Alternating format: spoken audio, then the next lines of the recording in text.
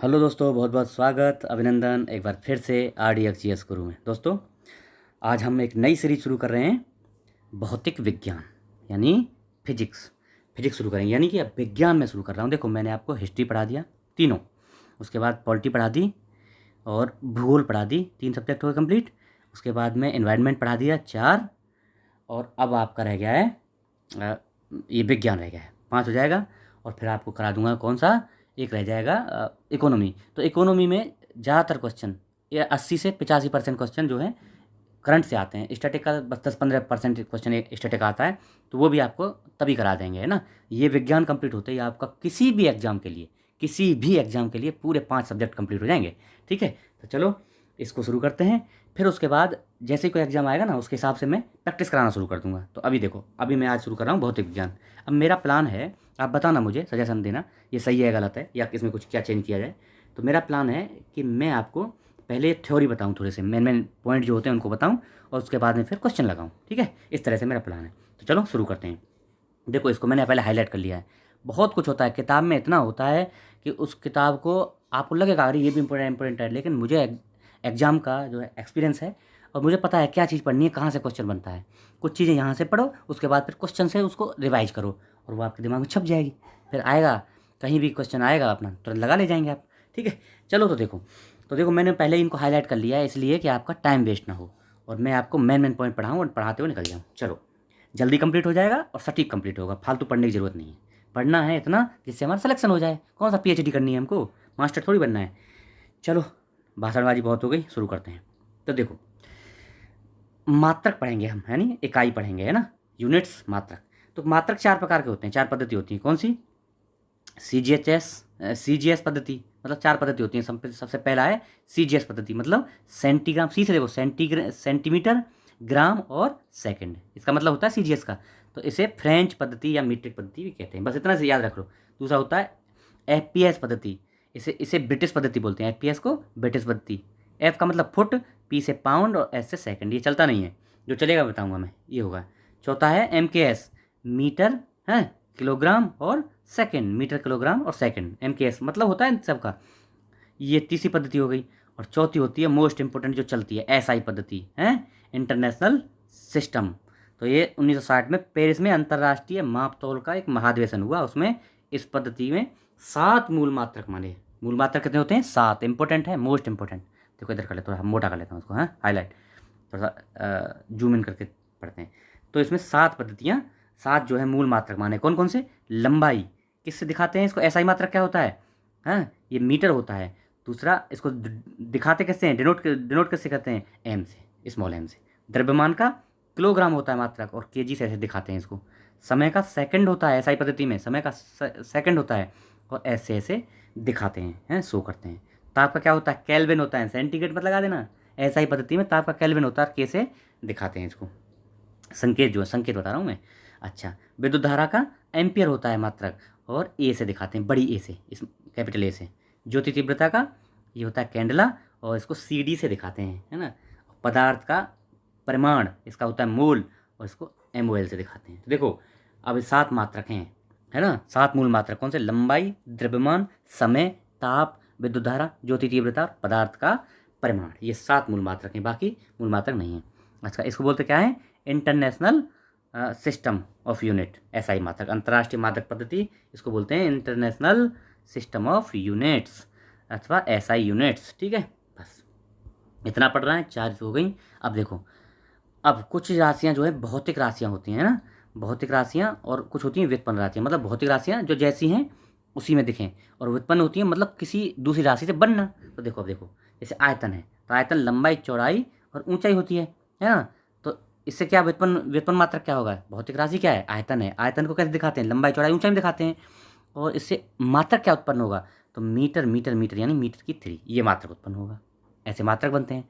अच्छा, घनत्व, घनत्व कैसे दिखाते हैं? द्रव्यमान अपॉन आयतन। तो द्रव्यमान का किलो और आयतन होता है मीटर क्यूब, तो किलोग्राम क्या होगा? किलोग्राम मीटर की -3 लगा रखा है, या प्रति मीटर स्क्वायर, मीटर क्यूब। वेग क्या होता है? विस्थापन, विस्थापन बाई समय, मतलब कितना विस्थापन, समय कितना लगा, वो होता है। तो विस्थापन मीटर में होता है और समय सेकंड में लगता है, तो मीटर प्रति सेकंड होता है। मीटर प्रति सेकंड इसका मात्रक है, या मीटर सेकंड -1। अच्छा, त्वरण क्या होता है? वेग परिवर्तन और कितने समय में हुआ।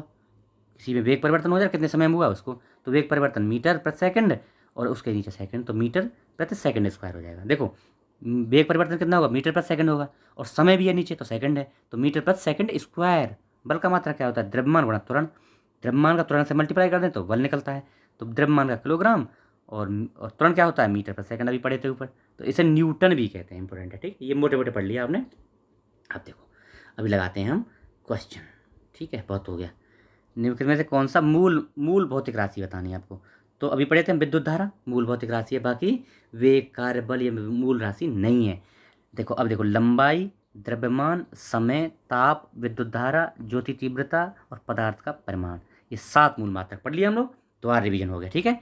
अच्छा, शक्ति का मात्रक क्या है, शक्ति का मात्रक होता है वाट, शक्ति का मात्रक वाट, ये होता है शक्ति इजिकल टू कार्य अपॉन समय, इसे वाट बोलते हैं, सही मात्रक वाट होता है, ठीक है जी। विद्युत शक्ति की इकाई क्या है, अभी पढ़े, क्या होता है, वाट होता है विद्युत शक्ति की, ऑप्शन डी वाट। बल का मात्रक क्या है, बल का मात्रक न्यूटन होता है, इंपॉर्टेंट, अभी पढ़े थे हम। किलोग्राम मीटर प्रति सेकंड स्क्वायर भी बोलते हैं और इसको न्यूटन भी बोलते हैं, ऐसा ही मात्रक न्यूटन होता है, या ऐसे बोलते हैं किलोग्राम मीटर प्रति सेकंड स्क्वायर, बल यानी फोर्स का मात्रक, इंपॉर्टेंट है। बल क्या होता है, द्रव्यमान इंटू त्वरण होता है ना। किसी वस्तु पर देखो परिभाषा भी देख लो बल की, किसी वस्तु पर लगा बल उस वस्तु के द्रव्यमान तथा उसमें उत्पन्न त्वरण के गुणनफल के बराबर होता है, यही बल गुणा द्रव्यमान, द्रव्यमान गुणा त्वरण, बल इजिकल टू द्रव्यमान गुणा त्वरण, यही होता है, ठीक है।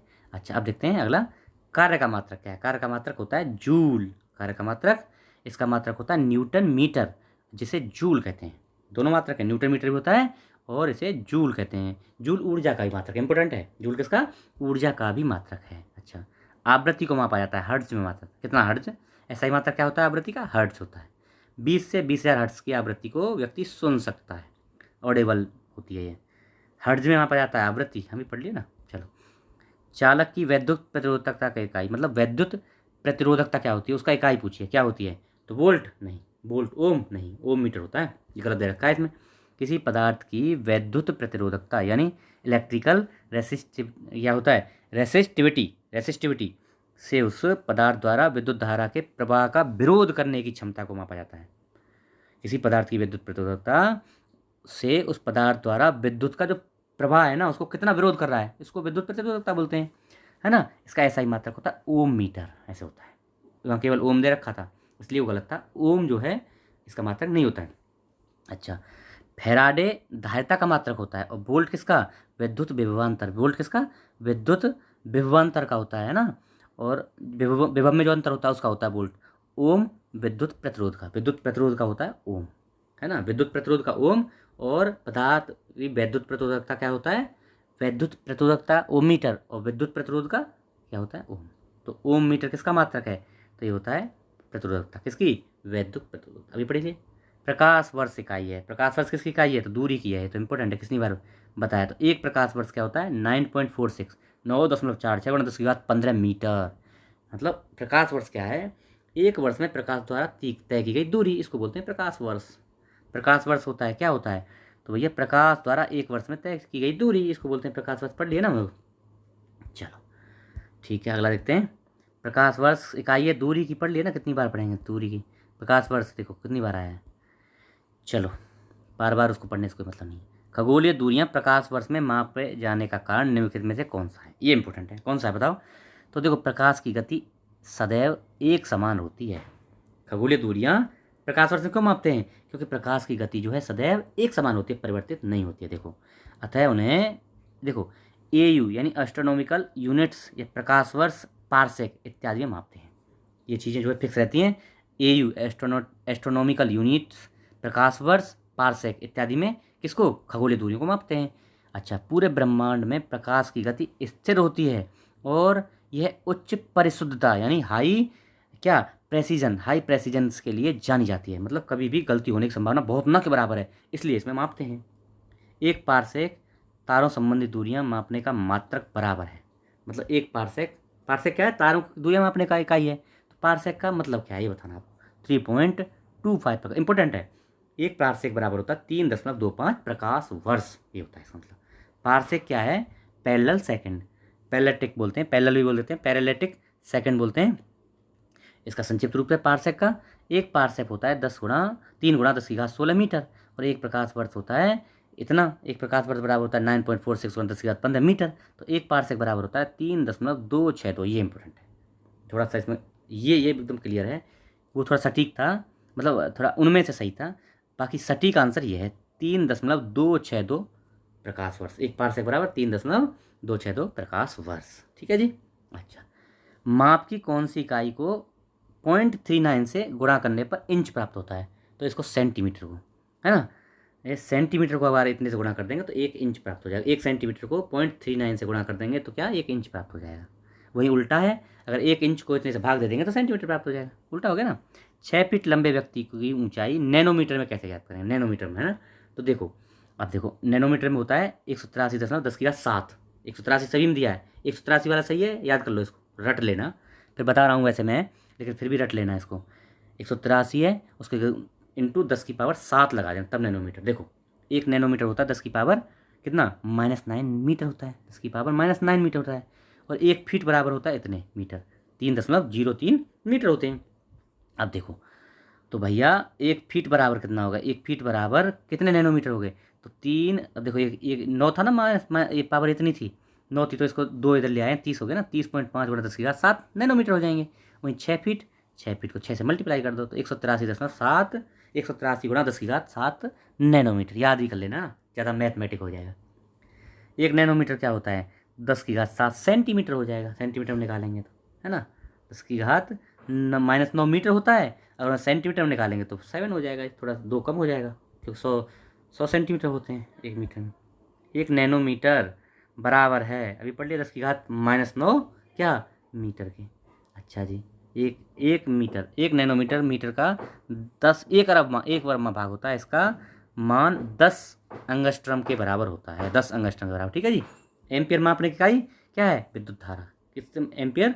विद्युत धारा। देखो अभी, यदि किसी चालक तार में 1 एम्पियर की धारा प्रवाहित हो रही है तो इसका अर्थ है कि उस तार में प्रति सेकंड 6.25 × 10⁻18 इलेक्ट्रॉन एक सिरे से प्रविष्ट होते हैं तथा इतने ही इलेक्ट्रॉन दूसरे सिरे से निकल जाते हैं। 6.25 × 10⁻18 इतने इलेक्ट्रॉन एक साइड से घुस रहे हैं और दूसरी साइड से निकल रहे हैं। इसका मतलब यह है 1 एम्पियर का मतलब। ठीक है जी। मेगावाट बिजली के मापने की इकाई है जो क्या उत्पादित की जाती है। क्या होती है? उत्पादित। 1 मेगावाट क्या होता है? 10⁻6 मिलियन, यानी वाट के बराबर, 10⁻6 वाट के बराबर होती है। ठीक है जी, 1 मेगावाट।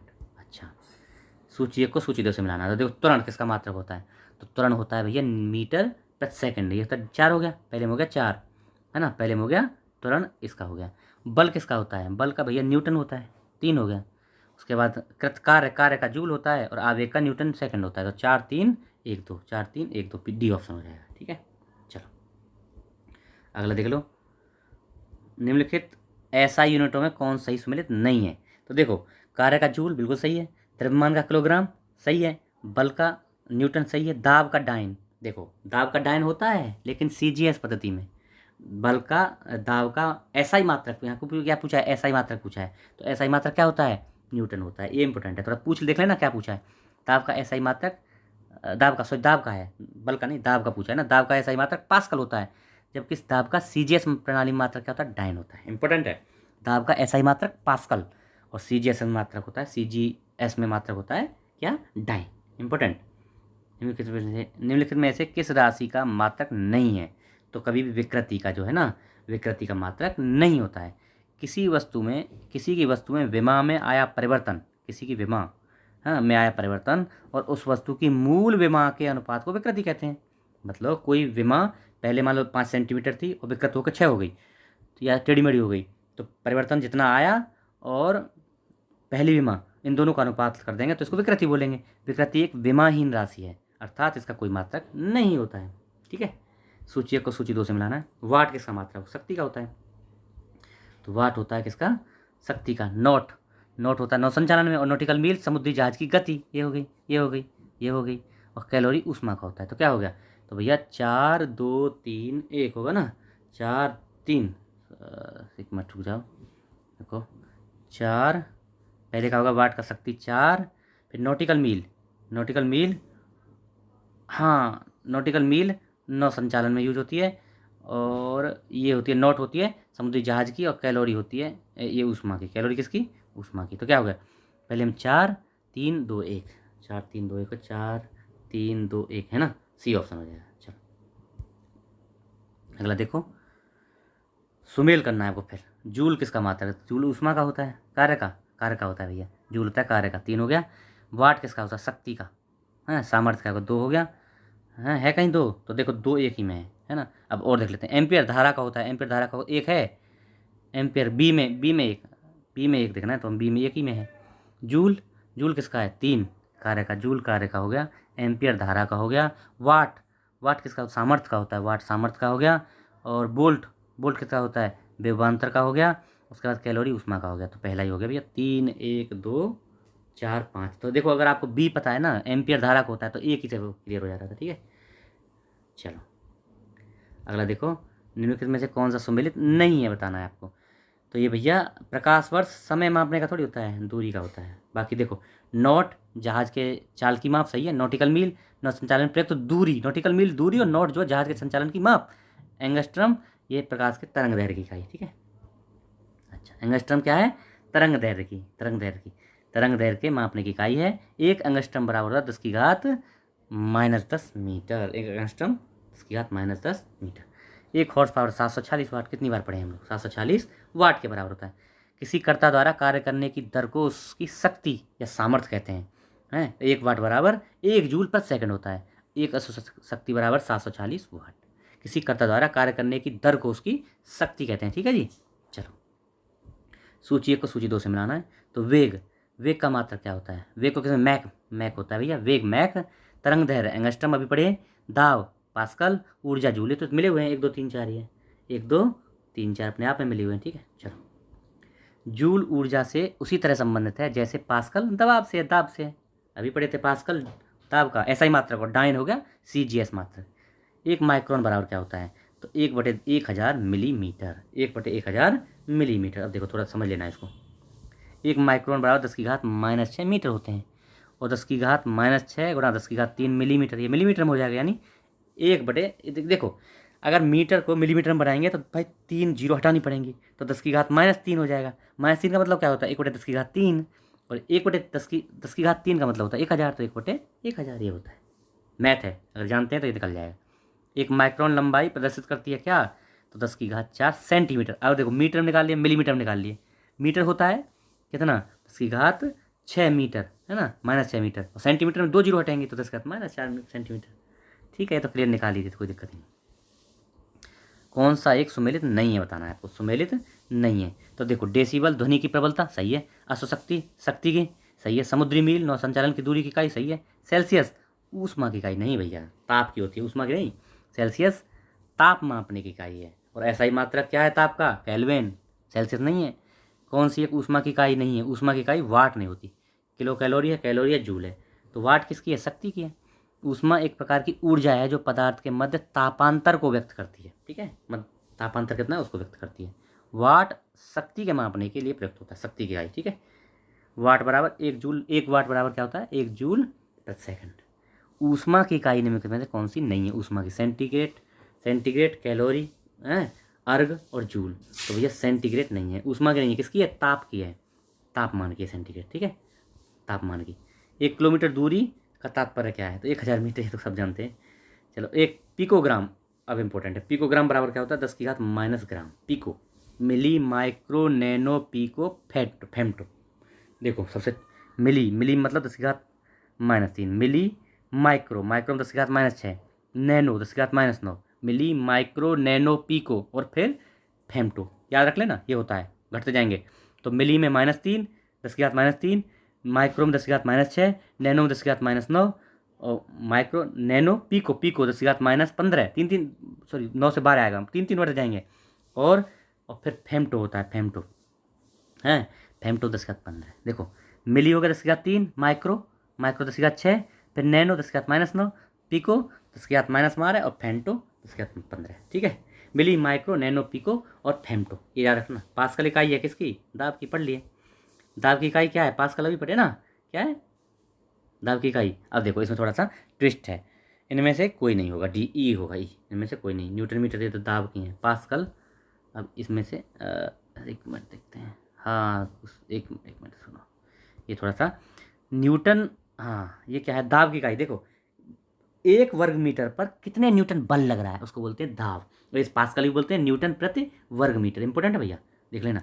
किसी तल के इकाई क्षेत्रफल पर लगने वाले बल को दाब कहते हैं। किसी तल के इकाई क्षेत्रफल पर जो बल लगता है उसको दाब कहते हैं। इसे न्यूटन प्रति मीटर स्क्वायर, 1 मीटर स्क्वायर में मतलब 1 वर्ग मीटर क्षेत्र में कितना न्यूटन बल लग रहा है उसको दाब कहेंगे। दाब का मात्रक क्या है, दाब का मात्रक किलोग्राम वर्ग से नहीं, न्यूटन प्रति मीटर स्क्वायर तो है नहीं कोई, तो ई ऑप्शन हो जाएगा। पारिस्थितिक दबाव यानी इसका मात्रक क्या होता है, पारिस्थितिक दबाव का तो ये बार होता है। एक बार बराबर 10⁵5 पास्कल होता है, 10⁵5 पास्कल। ठीक है, एसआई बार होता है, वायुमंडलीय दाब का मात्रक एसआई बार होता है, एसआई मात्रक बार, जो 10⁵5 न्यूटन प्रति मीटर स्क्वायर के बराबर होता है। और इसे ही 10⁵5 पास्कल भी बोलते हैं। ठीक है जी। 1 किलोग्राम सेंटीमीटर स्क्वायर दाब तुल्य है, तो किसके, एक बार के। 1 kilogram centimetre square, 1 centimetre square पे 1 किलोग्राम बार लग रहा है, तो ये वेट लग रहा है, दाब लग रहा है, तो ये एक बार के बराबर है। ठीक है। निम्नलिखित में से कौन सी राशि अदिश राशि है। दो प्रकार की राशि होती है, सदिश जिसमें दिशा भी हो और परिमाण भी हो। जिसमें केवल परिमाण हो दिशा ना हो उसको अदिश बोलते हैं। तो अदिश राशि कौन सी है, दाब। दाब लग रहा है लेकिन किधर लग रहा है वो नहीं होती। बाकी बल, वेग, त्वरण ये सब सदिश राशि हैं, फिक्स होती है। वे राशियाँ जिनको व्यक्त करने के लिए दिशा एवं परिमाण दोनों की आवश्यकता होती है, सदिश राशियाँ। और जिनको केवल परिमाण की आवश्यकता होती है, दिशा की नहीं, वो अदिश राशियाँ होती हैं। ठीक है जी। तो देखो, अब देखो उदाहरण देखो, क्या अदिश राशियों के, आयतन, दाब, चाल, दूरी, ये सब अदिश राशियाँ। और सदिश कौन सी हैं, सदिश देखो बल, वेग, विस्थापन, त्वरण, संवेग। जिन मतलब देखो आप लॉजिक लगाना, जिधर में आपको लग रहा है कि देखो बल लगा रहे हैं तो किसी दिशा में बल लगाना होता है ना, सदिश हो गई। वेग है, वेग स्पीड से जा रहा है तो भाई किसी दिशा में जा रहा है ना, वो सदिश हो गई। विस्थापन मतलब एक जगह से दूसरी जगह हटा, तो भाई ये भी तो दिशा बता रहा है ना, तो ये हो गए। विद्युत विभव के संदर्भ में निम्नलिखित कथनों में से कौन से एक सही है। तो ये एक सदिश राशि है, नहीं अदिश राशि है, एक सही है, अदिश राशि है। क्या है, विभव अदिश राशि है, ये सदिश राशि नहीं है। तो दो मतलब दूसरे वाला तो गलत हो गया, ये वाला गलत है, इसलिए पहला ही सही है ओनली है। तो क्या हो गया, केवल एक सही है। किसी बिंदु पर विद्युत विभव को प्रायः एक धनावेश के अनंत से उस बिंदु तक लाने में किए गए कार्य में परिभाषित किया जाता है। ऐसा ही मात्रक क्या होता है, जूल प्रति कूलम होता है। और ये एक अदिश राशि है। विद्युत क्षेत्र की बात करें सदिश राशि, और ये क्या है, विद्युत एक आवेश जो है, मतलब क्या है, विद्युत विभव अदिश राशि, और विद्युत क्षेत्र सदिश राशि। तेल का एक बैरल कितना होता है, 159 लीटर का होता है। ठीक है, याद रखना। लंबाई की न्यूनतम इकाई क्या है, तो भैया फर्मी मीटर। लंबाई की देखो, मिली, माइक्रो, नैनो, पीको, फेम्टो और फर्मी। फर्मी आ गया ना, इनमें से हाँ वो 15 है, 10⁵15 चली जाएगी तो बस। फर्मी में 10⁻15 जा रही है, तो यही सबसे छोटी होगी।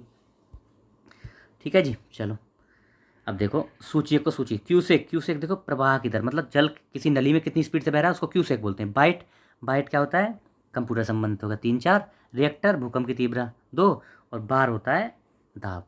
तो 3 4 2 1, 3 4 2 1 है कहीं, तो 3 4 2 1 बी ऑप्शन हो जाएगा। चलें, ओके। क्यूसेक जल का बहाव कितनी स्पीड से बह रहा है वो होता है। कौन सा एक, वायुमंडल से ओजोन परत की मोटाई मापने का, तो डॉप्सन होता है, इसकी इकाई होती है डॉप्सन, पढ़ लिए हैं हम लोग। डॉप्सन इकाई का प्रयोग किया जाता है किसमें, ओजोन परत की मोटाई मापने में। ठीक है, तो ये हमारा आज का पहला लेक्चर कंप्लीट। आशा है आप लोगों को पसंद आएगा। आप लोग इसको शेयर करिए, लोगों को बताइए। अगर नए हैं चैनल पे तो सब्सक्राइब कर लीजिए। ओके, मैं आपको ऐसे ही बेहतर से बेहतर पूरा साइंस कंप्लीट कराऊंगा, तीनों भौतिक शुरू किया हूँ मैं अभी, उसके बाद फिर रसायन कराऊंगा, और फिर सबसे इंपॉर्टेंट एग्जाम के टाइम पे, उसी लगभग वही तभी एग्जाम आएंगे, मैं आपकी पूरी जो है बायोलॉजी भी कराऊंगा। तो तीनों हैं, भौतिकी, रसायन और जीव विज्ञान। ठीक है, तीनों कंप्लीट कराऊंगा, पूरा आपका 5 पार्ट कंप्लीट हो जाएंगे, 5 सब्जेक्ट कंप्लीट, सब कुछ आपकी मुट्ठी में होगा। Okay, thank you so much. बस शेयर करिए, लोगों को बताइए, और नए हैं सब्सक्राइब कर लीजिए। Okay, thank you so much.